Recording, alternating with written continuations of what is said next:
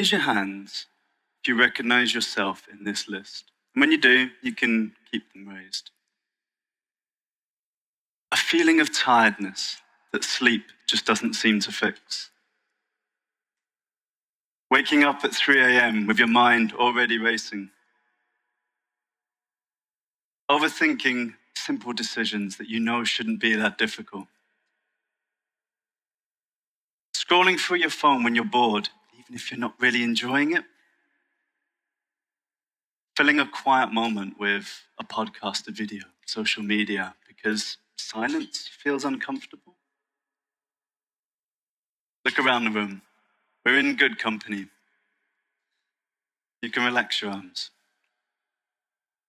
We've been told that these are personal failures, that we're not meditating enough, we're not exercising enough, we're just not resilient enough. And we've given them clinical names: anxiety disorder, attention deficit, burnout. But what if we've been diagnosing this wrong? What if these aren't disorders at all, but they're actually healthy responses to a disordered environment? What if your anxiety isn't a malfunction, but it's accurate feedback that something in your habitat is fundamentally wrong? A few years ago, I moved here to this small town on the Portuguese coast, a beautiful place to live. And I was lucky enough to be working remotely at the time, managing technology projects with teams spread across Europe. Work that would have been impossible just 15 years ago. And I loved it. That's what matters. I genuinely loved doing it. I'd get to the end of the workday and I'd close my laptop, I'd put down my phone, and I'd reach for those exact same devices. Netflix, Instagram, a game I was playing online with my brother. More screens, more input, more stimulation. And somewhere in that cycle of work screen, rest screen, sleep, and repeat, this tension would build. Not stress.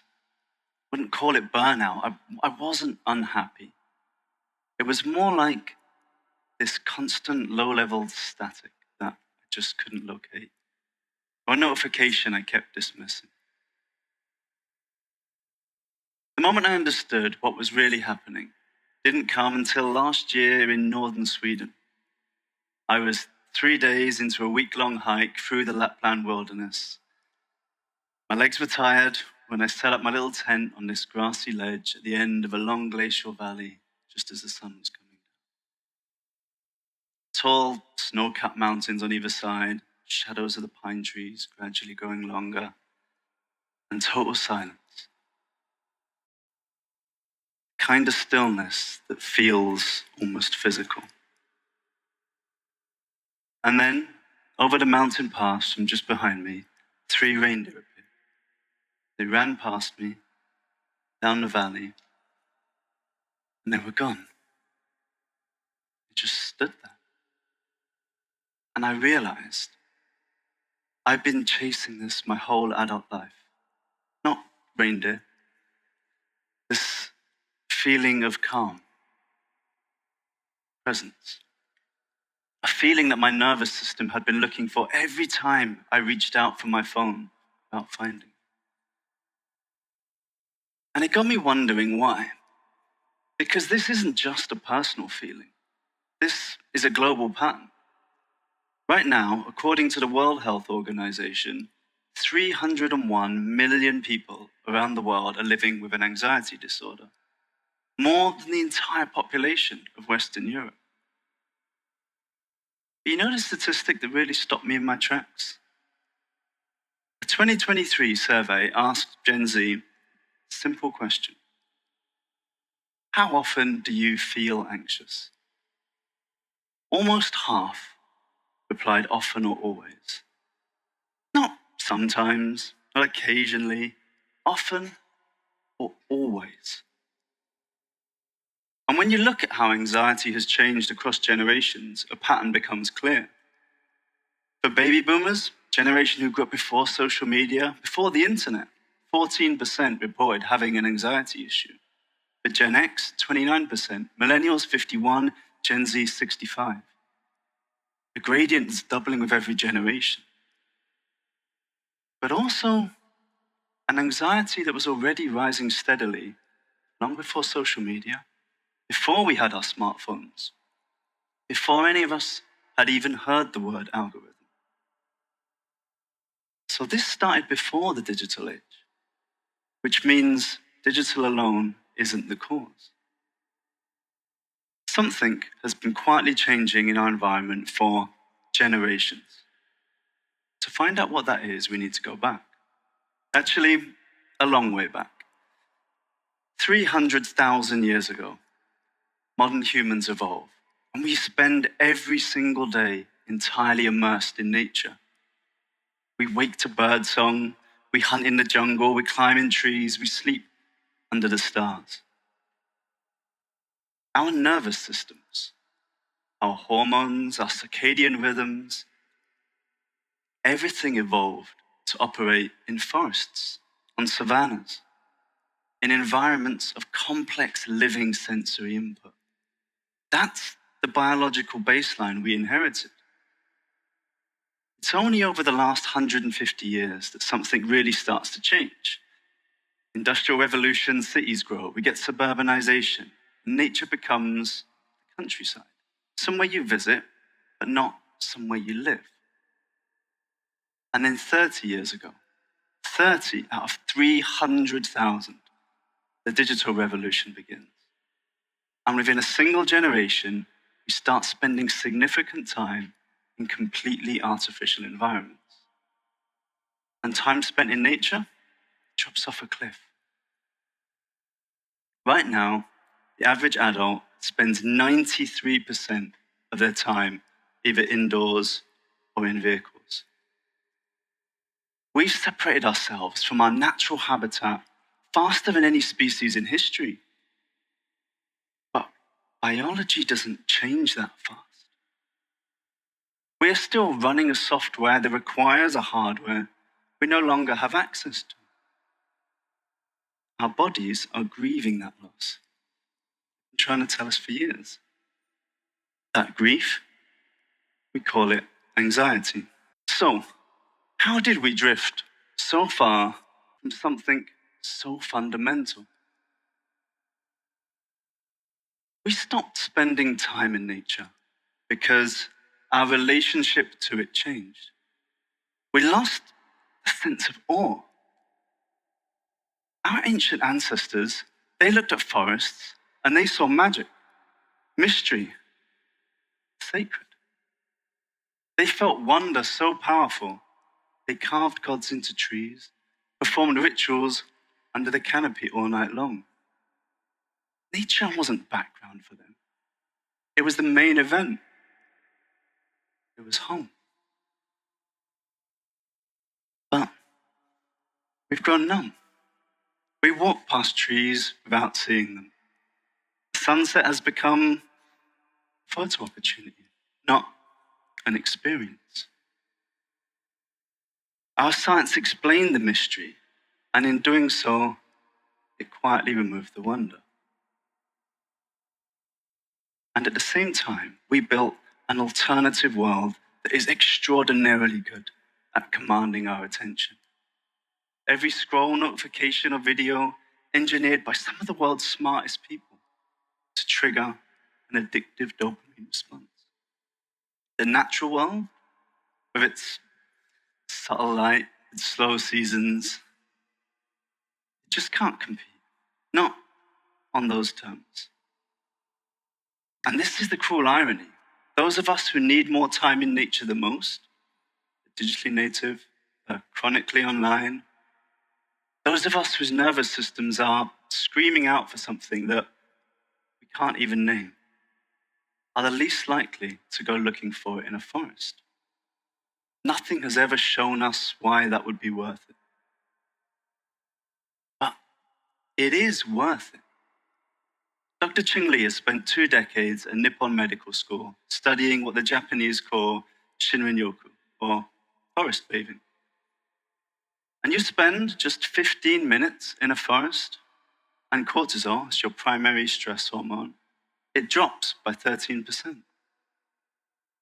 Spend consecutive days coming back to visit the forest, sleep quality improves. Anxiety, depression, fatigue, all measurably reduced. This is medicine. It's free. It exists almost everywhere. And yet, almost nobody in the grip of the anxiety epidemic is accessing it. So it's obvious. We should all throw our devices away, quit our jobs, walk out the door of our modern homes, and go back to live in the forest. Right?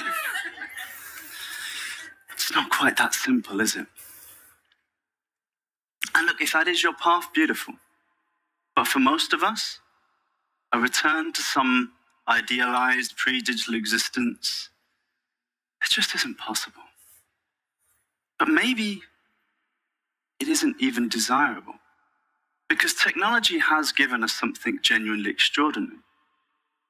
I can video call with my family when they're 1,000 miles away in another country. I can see their faces and feel genuinely connected. I can collaborate with friends around the world in an instant without anyone ever having to get on a plane. I have access to the entire sum of human knowledge in my pocket. We are more connected, creative, and capable than any generation in history. My anxiety was never from having these tools. It was from only having these tools, from living entirely in the digital space with no counterbalance, from treating that tool as if it was the entire habitat. But the reality is, we don't have to choose. The question isn't nature or technology. It's how can nature and technology work together to create a better life for us than either of them do alone? What if we used our digital technology to restore our relationship to nature, to help us see nature's magic again? Imagine holographic projections that reveal the mycelial networks hidden beneath the forest floor, the forest's own communication system made visible for the first time. Or sound installations that respond to a bird's call, bringing your attention to really hear that bird song as it weaves into the forest's own music. Or simple digital light that changes with the wind and the time of day, turning an ancient tree into one you can't walk past without seeing anymore. I'd like to invite you to close your eyes, just for a moment. Imagine you're stood there in that forest, looking up at the changing digital light against an ancient tree. And there in that forest, you smell pine resin. Maybe you feel a cool breeze against your face. Something in your chest loosens. You feel your nervous system do something it hasn't done in months, maybe years. Your breathing slows. The voice in your head quiets.